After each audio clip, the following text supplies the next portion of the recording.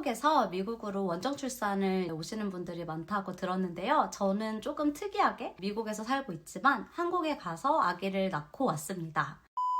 여러분 안녕하세요. 해피 앨리스입니다. 진짜 오랜만에 찾아뵙는 것 같아요. 제가 그동안 임신 준비를 하고 임신이 돼서 아기를 낳고 키우면서 정말 시간이 금방 간 것 같아요. 이제는 아기가 돌이 지나서 조금의 여유가 생겼거든요. 그래서 다시 유튜브를 통해서 여러분들과 소통하려고 합니다. 한국에서 미국으로 원정 출산을 이제 오시는 분들이 많다고 들었는데요. 저는 조금 특이하게 미국에서 살고 있지만 한국에 가서 아기를 낳고 왔습니다. 제가 왜 그런 결정을 내렸는지 여러분들과 이야기해보려고 해요. 저한테 가장 컸던 이유는 미국에서는 산후조리의 시설이 전혀 없었기 때문인데요. 한국에서 산후조리원 정말 잘 돼 있잖아요. 센터에서 주는 음식, 다양한 프로그램, 마사지 등 해가지고 산후조리원이 천국이라는 말이 무슨 말인지 알겠더라고요. 근데 미국에서는 그런 산후조리의 개념이 크게 있지 않아요. 아기를 낳고 나서 거의 하루 이틀 만에 바로 자기 집으로 가서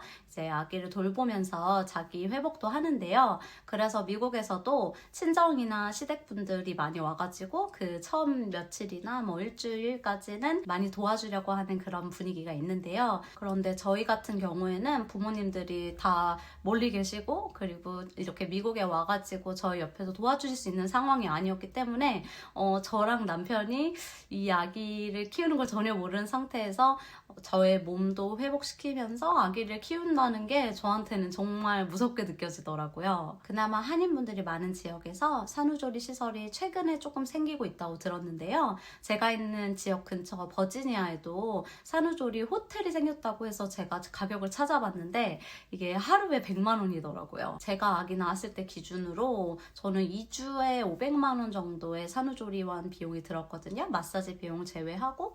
그런데 이제 그 돈이면은 미국에서는 5일밖에 있을 수 없으니까 가격 차이가 진짜 심하게 나는 편인 것 같아요. 그 방법 말고 입주 내니를 쓰는 것도 있는데 일단 입주 내니는 좋은 분 찾는 게 수소문해서 찾아야 하기 때문에 쉽지 않고 주변에 입주 내니를 썼다는 분들이랑 이야기를 해보면은 또 마냥 좋지만은 않았다고 이렇게 얘기를 해주셔서 이것도 돈은 돈대로 들고 쉽지 않겠구나 이런 생각이 컸던 것 같아요. 그래서 저는 한국에서 아기를 낳고 산후조리원 시설에 들어가 있었는데 저도 남편도 정말 만족했어요. 음식도 잘 나오고 아기들에 관련된 교육 같은 것도 많이 해주시고 무엇보다도 저는 그 가슴 마사지를 바로바로 받아서 이거를 풀어줄 수 있었던 게 저한테는 굉장히 큰 장점이었어요. 그래서 이런 산후조리에 관련된 시설만큼은 한국이 정말 최고지 않을까 이런 생각이 들었어요. 그리고 두 번째 이유는요. 이거는 저의 개인적인 생각인데 미국에서 출산하게 되면 미국 의료진 분들이 저 같은 동양인에 대한 데이터가 충분히 있고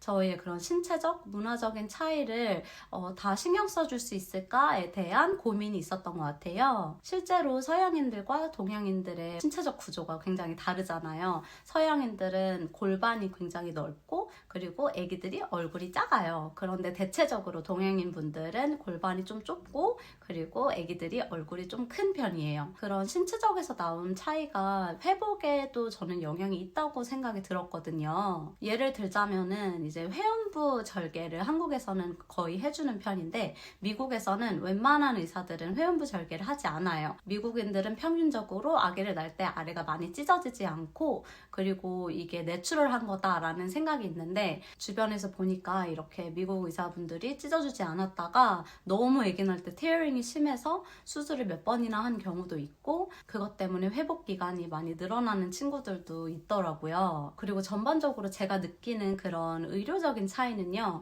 한국은 좀 더 표준화가 잘 돼 있는 것 같고 미국은 어떤 의사를 찾아가냐에 따라서 그 의사의 스타일이라던가 트레이닝 백그라운드 이런 거에 따라서 접근하는 방법이 많이 달라질 수 있는 것 같아요. 본인이랑 잘 맞는 의사를 찾으면 정말 좋을 수 있지만 근데 또 미국 보험이 저희가 그냥 아무한테나 갈 수 있는 구조가 아니거든요. 그래서 이런 게 좀 잘 안 맞는 분을 만났을 때 어려울 수도 있겠다. 그리고 실제적으로 이런 것들 때문에 좀 힘들어했다라는 분들이 계셔서 저는 가능하면 그 리스크는 최대한 줄이는 방향으로 하고 싶었던 것 같아요. 그렇다고 제가 한국에서 아기 낳았을 때 막 완벽한 경험을 한 건 아니었거든요. 장단점이 있는 것 같은데요. 근데 저는 그래도 한국 한국에서 그 한국 의료진들이랑 함께 할 수 있었어서 조금 더 편한 마음이 있었던 것 같기는 해요. 그리고 마지막 이유로는요, 제가 우리 친정이 있는 곳에서 아기를 낳으면 좋겠다라는 마음이 있었어요. 저는 오랜 기간 유학 생활을 하면서 한국이 막 그렇게 미친 듯이 그립다 이런 정도까지 느낀 적은 얼마 없었던 것 같은데, 아기 엄마가 되어가는 그 준비 과정을 지나가면서 우리 엄마, 우리 아빠, 그리고 우리 가족 생각이 정말 많이 나더라고요. 미국에 있으면서 저는 활동적으로 지내기 때문에 이제 외로움을 타거나 이런 일이 많이 없었는데, 임신을 하고 나서는 그 외로움, 그리고 뭔가 서러움, 이런 감정들이 마음속 깊이 있었던 것 같아요. 첫 아기니만큼 뭔가 엄마 아빠가 있는 곳, 그리고 저희 가족들이 있는 곳에서 다 같이 이렇게 사랑으로 키워주면 좋겠다라는 생각이 들더라고요. 그래서 저희는 제가 출산하기 6주 전에 한국에 들어가서 아기를 낳고 이제 2달까지 키운 다음에 미국으로 아기랑 같이 돌아왔는데요. 이 과정이 뭐 쉽지는 않았지만 저는 제가 이 내린 선택에 대해서 정말 만족하는 것 같아요.